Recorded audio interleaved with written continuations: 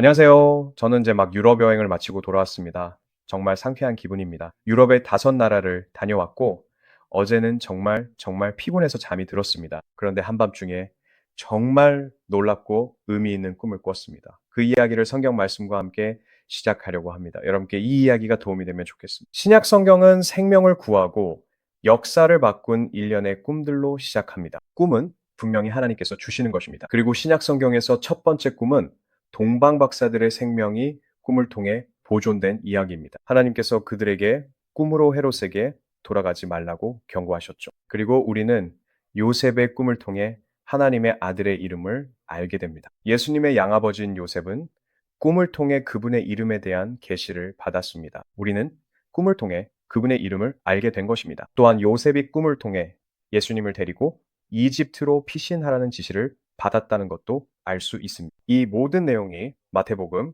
2장에 나와 있습니다. 이 주제는 교회의 탄생 때에도 계속 이어집니다. 사도행전 2장, 즉 교회의 생일인 오순절에 베드로의 첫 번째 설교는 꿈과 환상에 대해 언급합니다. 이 부분은 오늘 우리가 왜 사람들의 꿈에 대해 이야기하는지 이해할 수 있도록 꼭 읽어드리고 싶습니다. 많은 사람들이 하나님은 이제 성경을 통해서만 말씀하신다고 생각합니다.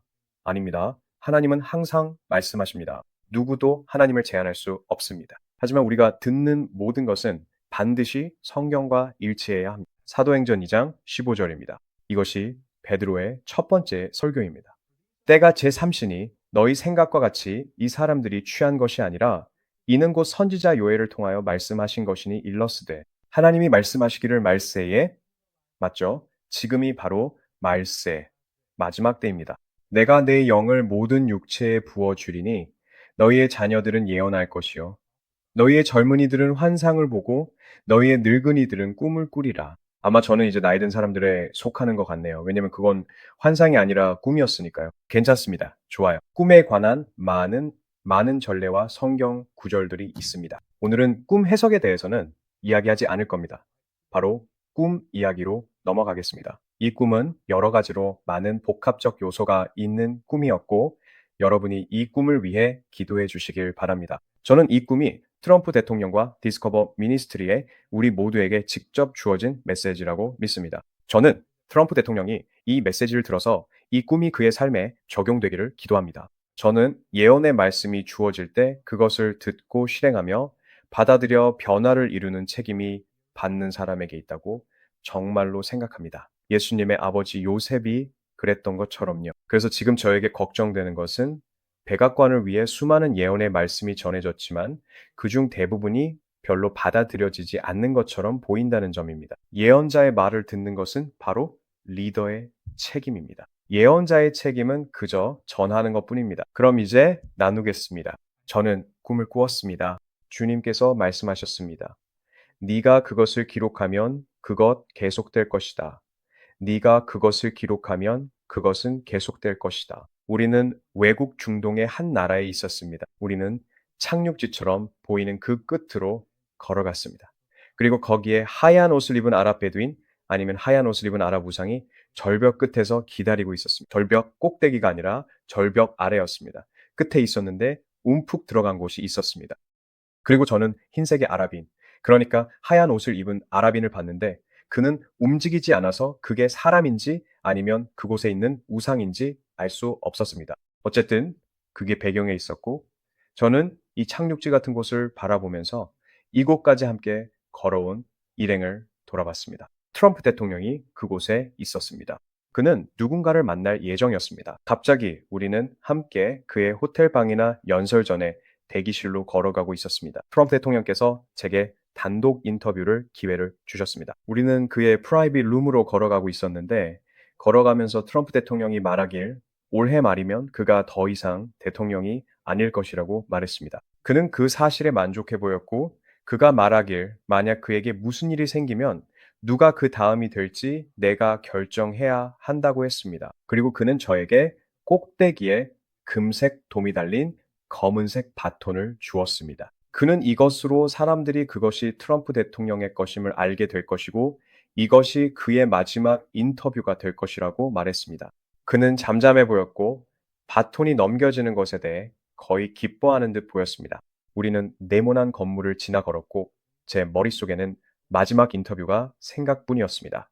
트럼프 대통령에게 무엇을 물어봐야 할까? 저는 그의 시간을 낭비할 수 없었습니다. 이 인터뷰는 전 세계가 그가 바톤을 넘긴다는 사실을 알리는 정말 좋은 인터뷰여야 했습니다. 저는 질문을 적을 종이를 찾았습니다. 저는 컴퓨터가 있다면 훨씬 더 빨리 타이핑할 수 있을 텐데라고 생각했지만 전화기도 컴퓨터도 없었습니다. 저는 기억에 의존하기로 했습니다.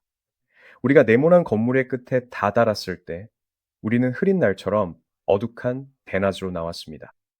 우리는 바람이 부는 철제 계단 같은 곳을 내려갔고 맨 아래에 도착하자 그는 제게 신발을 벗으라고 했습니다. 저는 왜 그런지 묻지 않았습니다.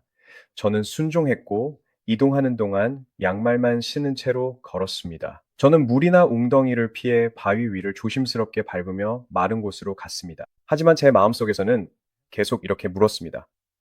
돌아갈 때는 어떻게 하지? 트럼프 대통령은 날이 어두워져서 내가 양말을 신은 채로 물 위를 밟을 수도 있다는 걸 모르나?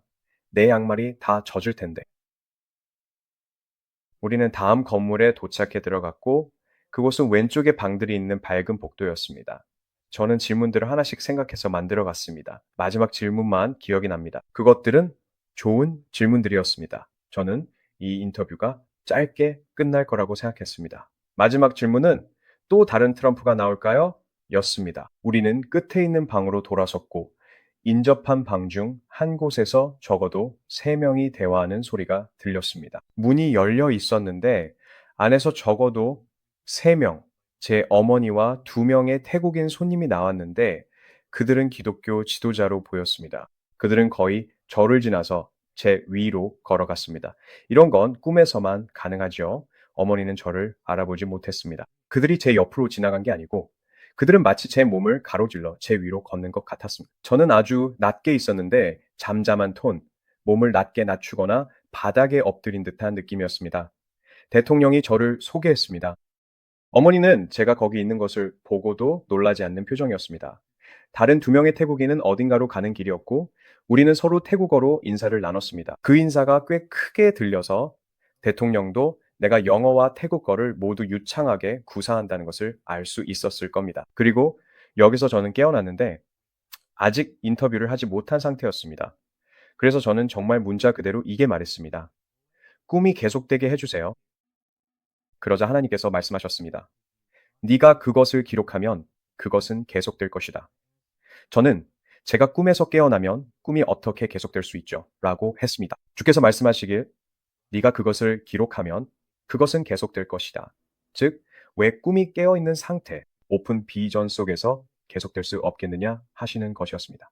그래서 저는 알겠습니다. 라고 했습니다. 바로 그때 제 막내딸 알래스카가 잠에서 깨어나 엄마에게 화장실에 데려다 달라고 했습니다. 그래서 아이가 다시 침대로 가고 나서 저는 일어났습니다. 저는 일어나서 옷장으로 가서 타이핑을 시작했고 그때 여러 일들이 기억났습니다. 그건 정말 사실이었습니다. 저는 다시 여러 가지 것들을 기억하기 시작했습니다. 어떤 것은 꿈에서, 어떤 것은 타이핑을 하면서 떠오른 것들이었습니다. 저는 유럽에 카운셀 미팅이 있었고 그들이 트럼프를 약화시키고 그를 어떻게 처리할지 모의하고 있었다는 것을 기억했습니다. 제가 받은 해석의 말씀은 트럼프 대통령이 기꺼이 바통을 넘기려 했고 대통령직을 포기하고 있다는 것이었습니다.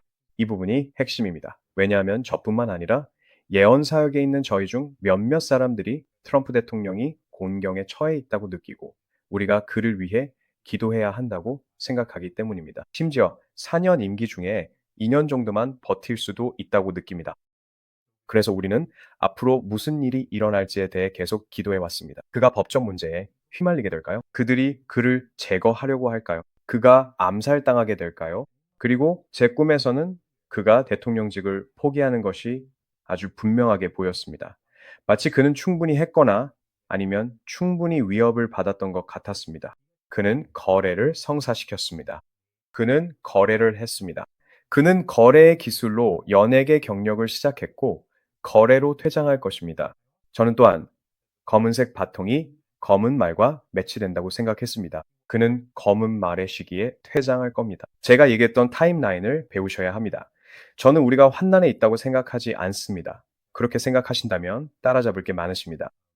하지만 저는 그가 검은 말의 시기에 퇴장할 거라고 생각합니다. 그건 2026년 연말이 될 수 있고 아니면 그의 퇴장이 검은 말을 불러올 수도 있는데 그건 2027년의 시작이 될 겁니다. 이 꿈에서 저에게 주어진 핵심 사명은 제가 그것을 쓰면 계속된다는 것입니다. 그래서 저는 책을 빨리 써야 한다는 것을 아주 개인적으로 받아들이고 있습니다. 그리고 한때 출판하겠다고 했던 출판사들이 있었는데 그들이 말을 바꿔서 결국 출판하지 않았습니다. 그래서 저는 그들이 그 부분에 대해 기도해야 한다고 생각합니다. 하지만 하나님께서는 제게 제 역할을 하라고 말씀하셨습니다. 저는 책을 쓸 것입니다.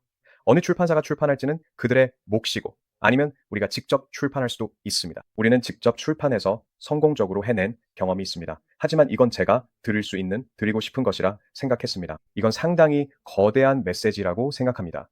왜 내 신발을 벗어야 했을까? 저는 제게 물었습니다. 제가 생각할 수 있었던 건 모세가 거룩한 땅을 밟아야 했던 장면입니다. 우리는 거룩한 것들, 그러니까 이런 예언적인 것들 위를 걷고 있습니다. 가끔 사람들은 좀 경솔하고 자기 만족에 빠져서 꿈과 환상에 대해 비판하곤 하는데 저는 아니, 나는 그렇게 하지 않을 거야 라고 생각합니다. 우리는 거룩한 땅을 걷고 있습니다. 저는 또한 처음에 등장하는 그 백인 아랍인의 정체가 누구인지도 궁금합니다. 뭔가가 이것을 촉발시킵니다.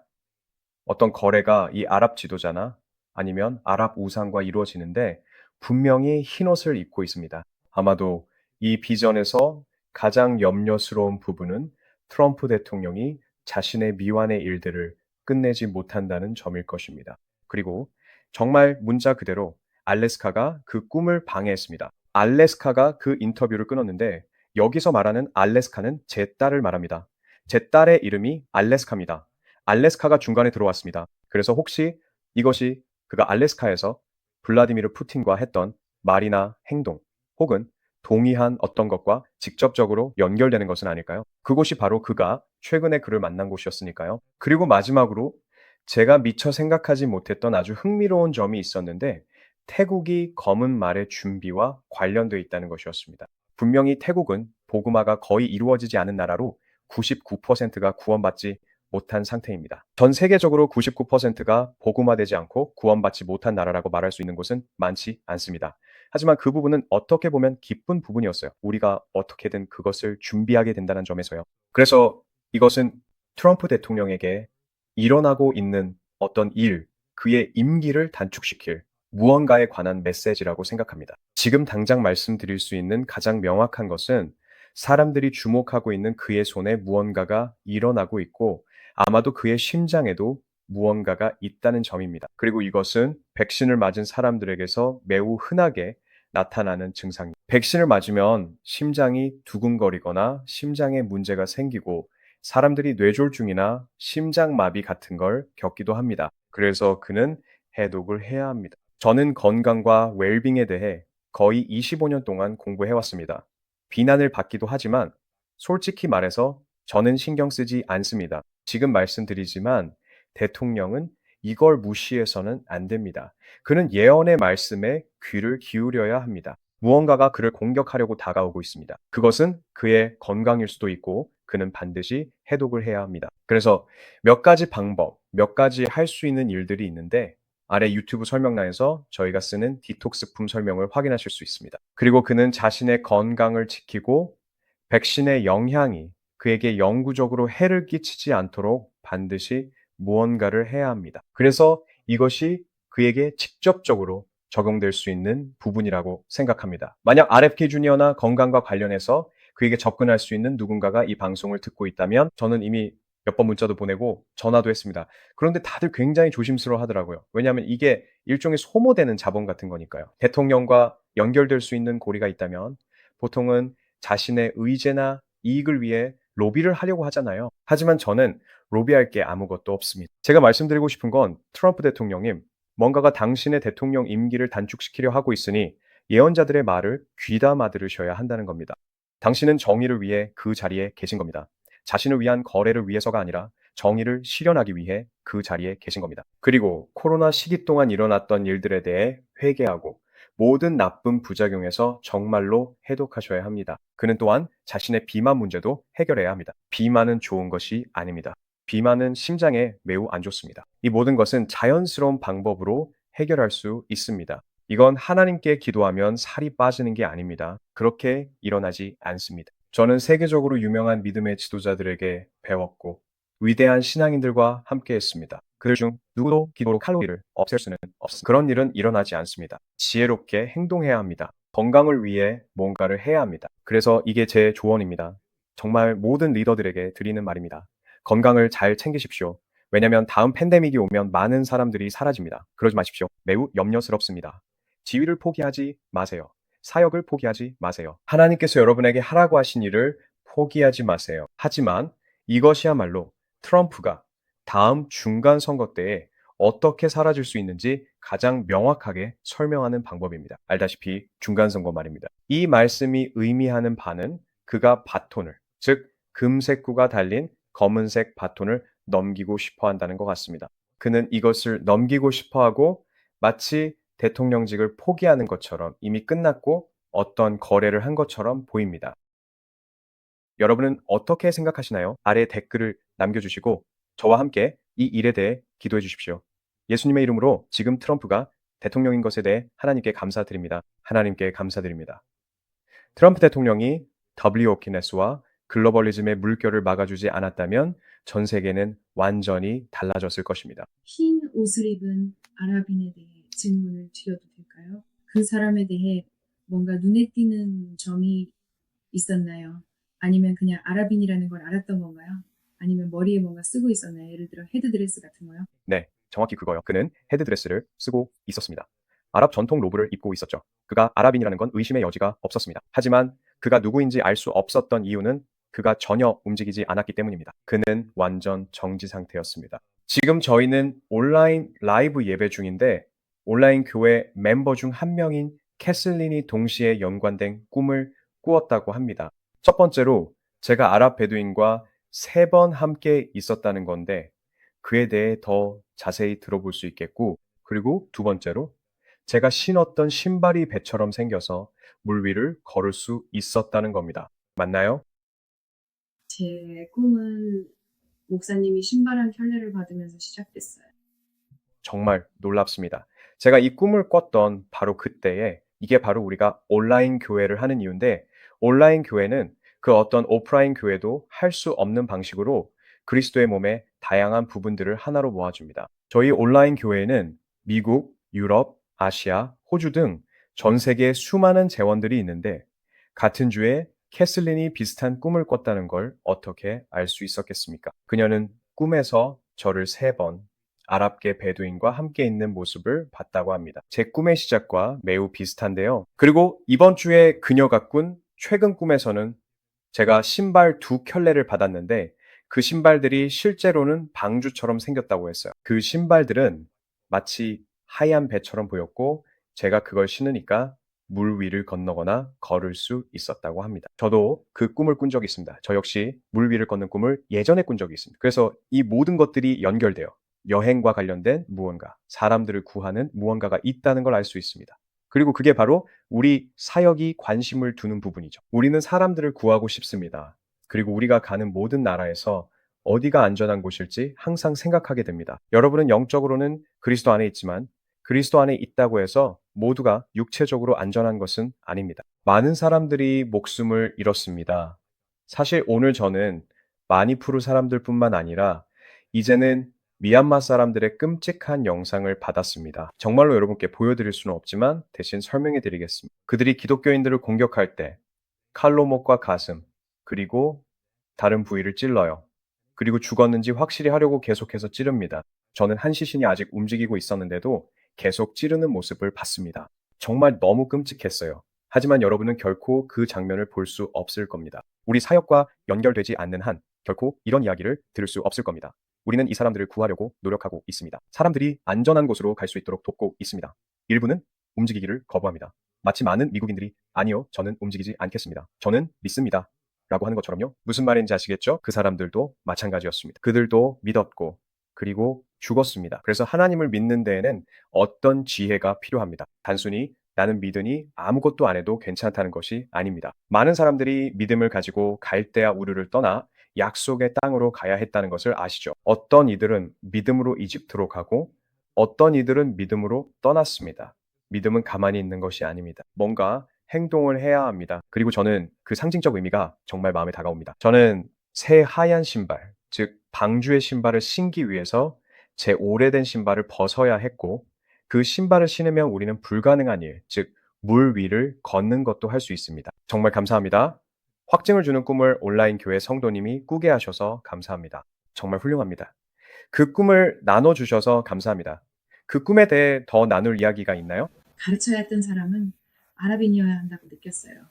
그 사람이 가르치는 사람이 되어야 할 것 같았는데 대신 목사님께서 가르칠 기회를 갖게 되었죠. 그걸 본 거는 그때가 처음이었습니다. 절벽이 등장했던 그때는 목사님께서 사막에 계셨고 사막에서 사막을 위해 기도하는 모습을 봤습니다. 그리고 두 번째로 느꼈던 부분은 목사님께서 불가능한 일을 할 수 있다고 말하셨을 때 그 꿈의 연장선상에서 배와 함께한 장면은 실제로 목사님께서 불가능한 일을 해내는 것이었어요. 왜냐하면 목사님께서 단순히 물 위를 걷는 것뿐만 아니라 밧줄을 잡고 거대한 배를 끌고 갔거든요. 그 배는 제게 교회를 상징하는 것이었습니다. 캐슬린의 꿈에 대해 한 가지 더 말씀드리자면 제가 두 개의 방주를 신고 물 위를 걷고 있었고 동시에 교회가 묶여있는 밧줄을 당기고 있었습니다. 제가 교회를 끌고 가고 있는 거였죠. 가끔은 정말 그런 기분이 듭니다. 사람들을 구원에 이르게 하고 도우려고 애쓰다 보면 그들의 주장과 반론을 들어야 하고 정말 말 그대로 그들을 끌고 가는 느낌이 들 때도 있습니다. 첫째, 물 위를 걷는 것 자체가 불가능한 일이지만 하나님께서는 그것만으로는 충분하지 않다고 말씀하십니다. 너는 물 위를 걸을 뿐만 아니라 물 위를 걷고 싶어 하지 않는 많은 사람들을 이끌고 가야 해. 그러면 적어도 그 사람들은 배에 타게 될 거야. 그래서 제가 끌고 있는 이 배는 얼마나 컸나요? 캐슬린의 꿈에 대해 조금 더 자세한 내용을 덧붙일 수 있겠습니다. 저는 단순히 물 위를 걷는 것뿐만 아니라 크루즈선의 3배나 되는 크기의 배를 끌고 있었다고 합니다. 그리고 실제로 저는 지금 막 많은 제자들과 함께 크루즈 여행을 다녀왔는데 그 배들이 얼마나 거대한지 말씀드릴 수 있습니다. 그 배는 마치 하나의 도시가 도착한 것과 같습니다.